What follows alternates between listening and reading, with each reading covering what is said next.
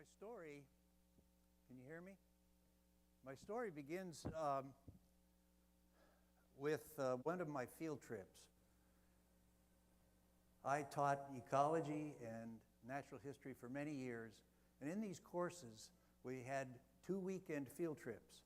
And on these weekend field trips I took students out into nature and we were camping. On this particular morning, I was talking to a group of students and I said, over here to the east, I'd like you to look at this rock formation. And then I realized my students were kind of staring off in a bunch of different directions. And finally I said, wait a minute, where's the east? And finally one of the students, the sun rises in the east. And I said, right, so let's find the sun and then we'll know where the east is. And so everyone started looking off in the direction I wanted, except for one girl. And she was still mystified, looking around. And I said to her, remember, the sun rises in the east, so find the sun. And she got really angry. And she said, I don't know where the sun is. My biology teacher never taught me that. Well, that was my first awakening on that day, that I was starting to teach a group of students that had what I call an environmental disconnect. And it was a situation where I was absolutely amazed that somehow or other she didn't have a concept of the sun traveling across the sky, because I don't remember ever having to been taught that. We're really lucky in California. We have more wilderness here than any other state outside of Alaska. It turns out that it's a great opportunity to do field work. I take my students on these trips. We go out and we go camping on weekends, and I take them to our national parks, among other places. California has a bunch of the crown jewels of the national park system. There's Yosemite National Park, Joshua Tree National Park, Death Valley National Park. And among these parks, we have all these superlatives that California has to offer us. For example, Death Valley, the lowest point in the United States, minus 282 feet, 282 feet below sea level. It's also the place in the world that has recorded the highest air temperature ever, 135 degrees. Believe it or not, only a few miles to the west, like less than 100 miles to the west of Death Valley, we have Mount Whitney in the Sierra Nevada, the highest point in the lower 48 states. Both of those points within 100 miles of each other. In Sequoia National Park, we have the largest living thing in the form of a tree, a redwood tree called General Sherman. My favorite redwood tree is the oldest of the redwood trees. It's 3,300 years old. It's called the Grizzly Giant, and it is in Yosemite National Park. But the oldest living thing is a smaller tree called a bristlecone pine. And these bristlecone pines occur in the White Mountains on the eastern edge of the Owens Valley, in the eastern edge of California. The oldest standing tree is 4,700 years of age. It was there over 2,500 years when Christ was born. I've written a number of books, and I just want to point out, if you're still interested in nature and you live in Orange County, I do have one book that's available on Amazon. I mean, this is self-promotion in a way, but it's about animals and plants and rocks in Orange County, and it also talks about all the places in Orange County that you can go where we have public land, where you can get outdoors and enjoy nature. So for years, I've been taking students on field trips, taking them out into the, let's call it wilderness, let's call it nature, where we go camping. We stand around, talk about things, walk around, talk about trees, talk about nature, talk about rocks. And in so doing, I believe we're trying to prepare a generation of students for the importance of being somehow connected to nature in spite of technology. Among the most rewarding of all the classes I ever taught, and I did this for many years, is in the summertime, I would take groups of students into the mountains for a month at a time. We would go backpacking, and the students would go into the backcountry for about a week. We'd set up a base camp, and there we would talk about and teach ecology. Our outdoors became the classroom, and we took tests out there. They took notes out there. But the beautiful part of it, you see, is that every one of these students who's backpacking is independent. He's carrying with him everything he needs. Everything he needs is right there. Think of the freedom that you have under those circumstances. So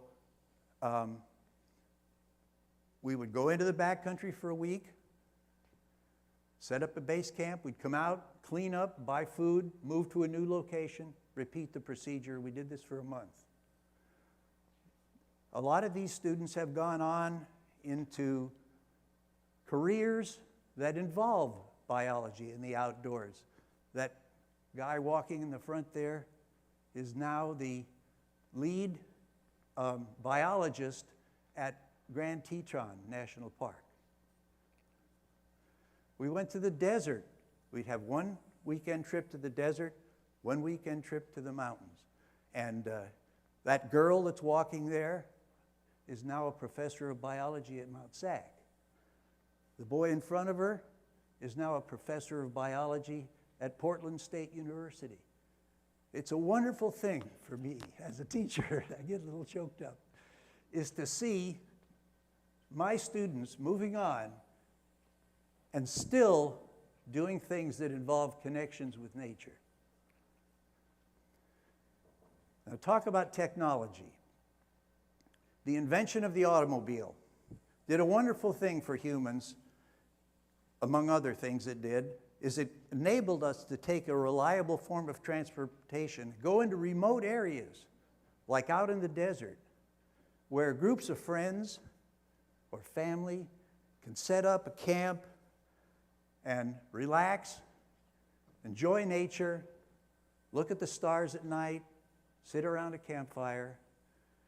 And for that, I am, very, very happy. But contrast that with this. They call this camping. And I suspect that the disconnect with nature is pretty evident here.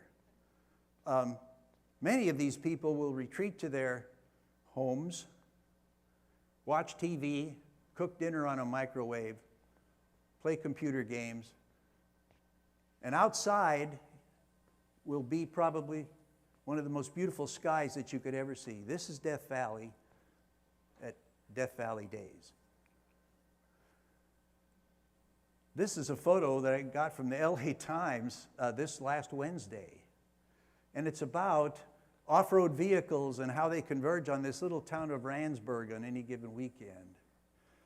And as you're racing around in the desert on one of these machines, I just wonder, how aware are you of nature? How aware are you of what's going on around you?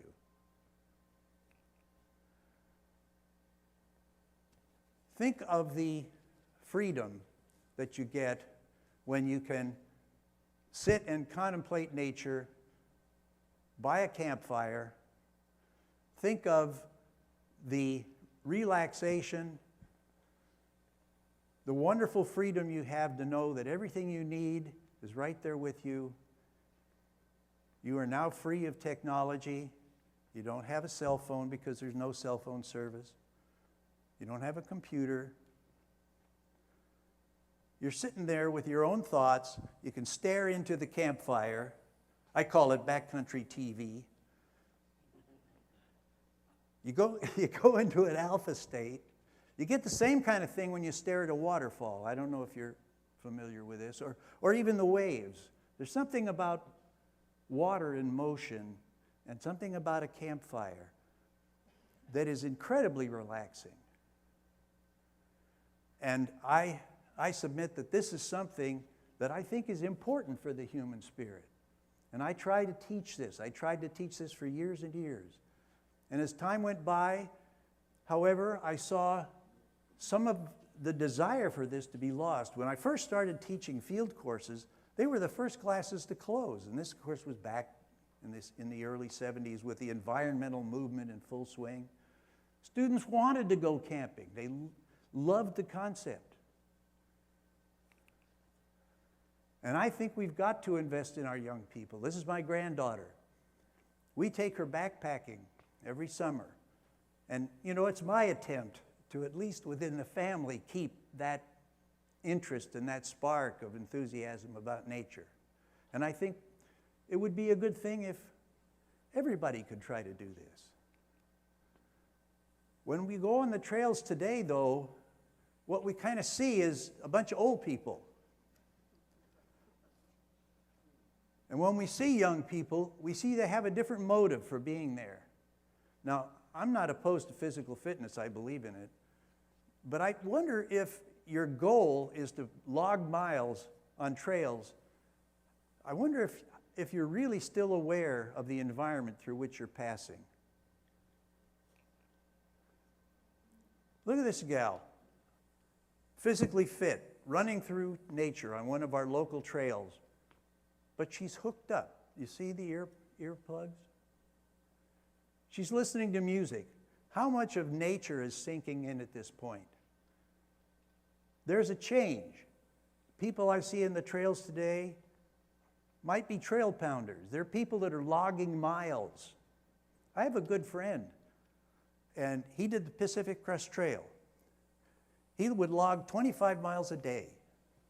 He'd get up before it was light, and while it was still dark, he was on the trail, and he ate his breakfast as a granola bar. He would keep walking until it got dark, and he'd set camp. Now, I like the guy. I think he had something in mind, but he was very goal-oriented. It's a very different thing than what I do when I go to the mountains. So now let's talk about a disconnect on a grand scale, a society scale.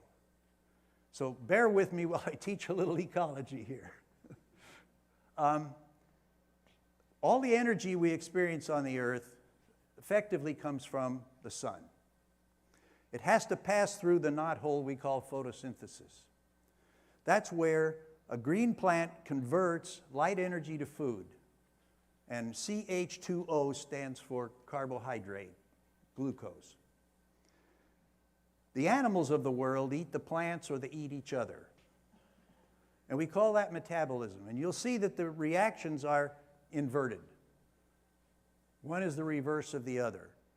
So that metabolism takes the energy, which was originally trapped in photosynthesis, and in the presence of oxygen, it's a form of combustion in a sense, which allows energy to be released, and that's the energy that makes you living. For example, if you were to boil down to its absolute minimum what life means, to its absolute minimum, it means this: you only have to do two things: eat and breathe. Now that's minimal, obviously. And if you want it to go on forever, at least one point in your life you reproduce. So that's the mantra that all living organisms, in a sense, have: eat, breathe, reproduce. So now let's interject another point. Some of the energy that's trapped by photosynthesis is not metabolized by animals. Some of it falls into an environment of preservation. The seafloor, swamps, things of that sort, where those materials over the course of millions of years are saved up for future reference. We call those fossil fuels. So enter combustion as a source of energy. Combustion is when, if you were to look at the lower reaction, substitute hydrocarbons, substitute petroleum, coal, gas, combine it with oxygen, it releases CO2 in water, and provides the energy that powers all of our technology. Today, in this slice of time, the amount of combustion on planet Earth is 40% higher than photosynthesis. You know what that says? That says that we are not replacing the amount of energy. In other words, if you think of fossil fuels as a savings account,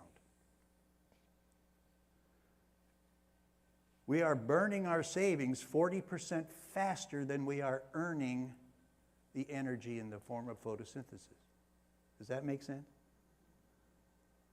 Imagine you trying to survive in the long term. If you spend $140 every time you earn 100, that's the state of the world today. These are the laws of nature. Again, bear with me. Say it pretty quickly. The first one, conservation of energy says the amount of energy is a constant. We can't create it, we can't destroy it, it's a constant. There are limits, that's the message. It's the constant. There are limits. Second law says you can transform energy and do work with it. But every time you transform it, you can't get it all.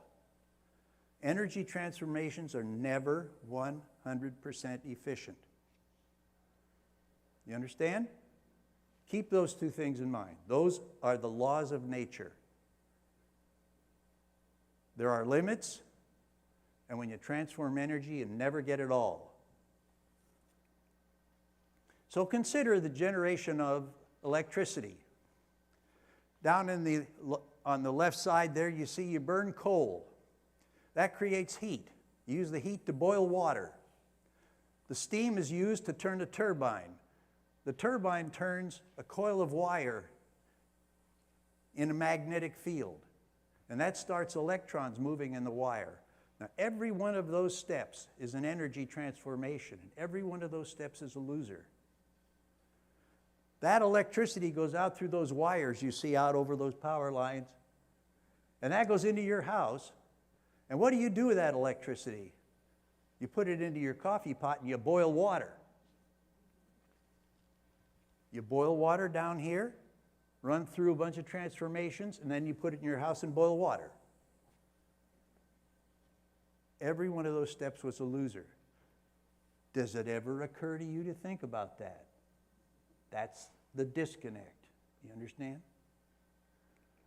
Well, of course, we've already heard about solar. And if you think about it logically, it is the answer. Sunlight is the source. So if you skip all those middle steps and you go directly to the source, convert the energy of sunlight directly to electricity, it's a lot more efficient and you get a lot more power out of it in the long run. But don't forget the limits. The amount of solar radiation that falls on the Earth per year is essentially a constant. We cannot exceed that value. Unfortunately, at the present time, it is still more expensive, even though it seems technically more efficient, it's more expensive to generate electricity this way than it is to burn fossil fuel, heat water, make steam, etc. Part of the problem, of course, is how government subsidies operate, and that's a subject I'm not going to touch here. Here's another way to look at how this environmental disconnect works. This is called a food chain or a food web or a food pyramid. Down on the bottom, you see phytoplankton. Those are the organisms in the ocean, let's say, that produce 70% of the photosynthesis on the planet.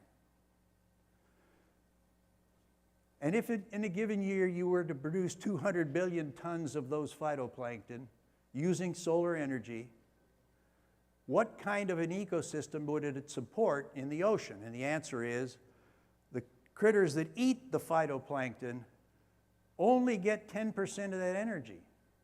So you have a 10% reduction at every one of these steps in the food chain. So that only 20 billion tons of zooplankton, 2 billion tons of the fishes that eat the zooplankton, and then the things on the top, 200 million tons, and now here's the disconnect. What do humans want to eat? The top. If you're going to support humans on this system, you get 20 million tons of human flesh possible, produced by this system. Well, of course, you eat a lot more than just tuna, a lot more than just salmon.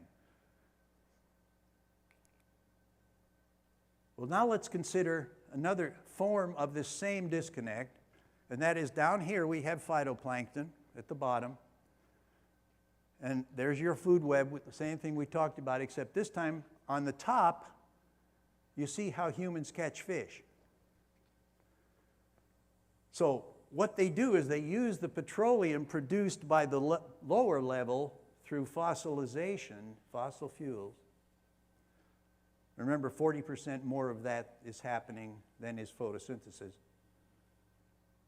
And they use it to move a ship. And then they take the ship out and they catch the tuna and the swordfish, and that's what you want to eat. What do whales eat? The largest animals that have ever lived, the great blue whales. What do they eat? Do they eat tuna? They eat krill. Yeah, they go to the wholesaler. Because you see, down here on the krill level, you know, you've got 20 billion tons of food rather than 20 million tons, which is what you get when you get up to the top. There is not enough tuna, there is not enough swordfish to feed a population of animals that weigh 100 tons. So they go to the wholesaler. But humans, we feed off the top. And then what do? We use fossil fuel to push the ship to catch those fish so that the calories consumed are less than the calories it took to catch them. That's a disconnect. Coyotes aren't that stupid. Do you suppose a coyote would burn 140 calories to consume a 100-calorie meal? No, he'd be better off sitting back and dying of starvation. He'd live longer. You hear what I'm saying? Humans, when we harvest food, we expend more energy in the process in the form of calories than we get back when we consume the food. Now consider on the right side there, here's going to the wholesaler. Use the ship, burns fuel.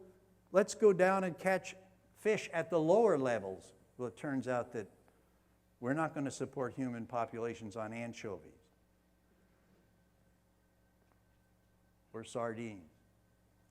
Today, in this slice of time, the most common fishing practice in our oceans is to send ships out there to capture anchovies and sardines, and guess what those are used for?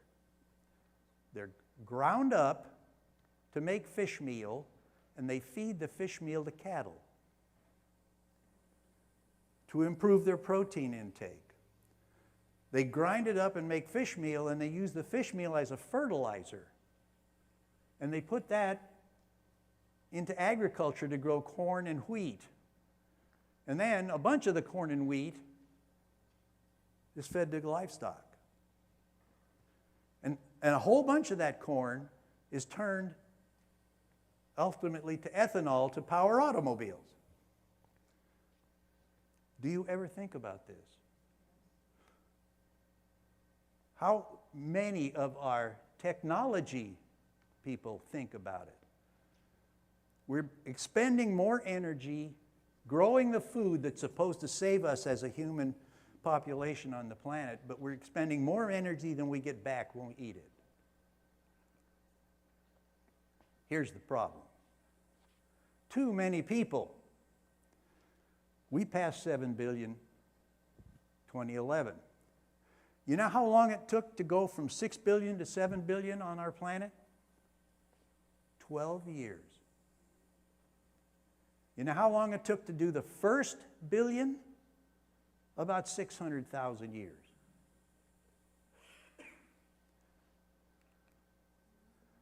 So, what has enabled this incredible, catastrophic climb of human beings on the planet? And the answer is, if you relate to the Industrial Revolution, the answer is technology. Made things more efficient and more available for human beings and allowed the human population to explode.